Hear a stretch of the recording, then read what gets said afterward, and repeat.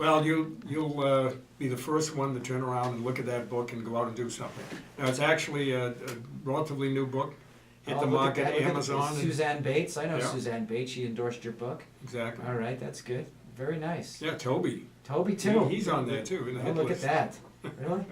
That's very nice. And many others. Yeah, on the front of the cover, I have a picture of my dad and I, which goes back to a story. And it's funny, you know, I grew up in the Boston area, went to Emerson, and worked at a number of different businesses, including a Fortune 100 company as director of trade relations, and then started my own business 23 years ago. And there was one thing that was kind of a common theme that always held true, and that was that I always looked at business as the human factor, that human person on the, you know, the other end of your communications, no matter how you communicated. And it brought me back to a story that when I was a kid growing up, where, you know, most of my friends are out playing baseball or, you know, going to camp, I went to work with my dad.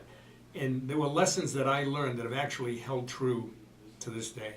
Okay, my dad put me in factories when I was 12 years old. All right, yeah. So what did you learn from Dad?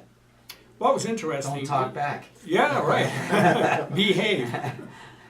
Well, the thing is, it took me years to really, you know, think about this, and it kind of came to me one day. I realized that he would prepare himself prior to going into a meeting by telling me what he was going to say, and then some of the counters that maybe the customer would ask, and Right. he'd come back. He was role playing He was role playing and exactly. visualizing. Yeah. And then I'd be invited into the meeting, sit in the office to one side, 12 or 13. In those days, that was allowed. No one really had a problem with it. And my father just said to observe. Don't say anything, just observe. And then after the meeting, he'd take me out. Now, I grew up in the Boston area, so you know what a chocolate frap is. He would take me out for either a chocolate frap or lunch, and he'd have me critique the meeting.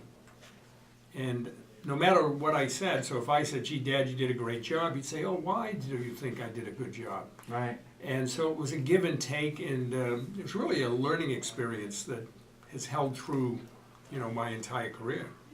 So your father was your first sales trainer. Exactly. Did you have other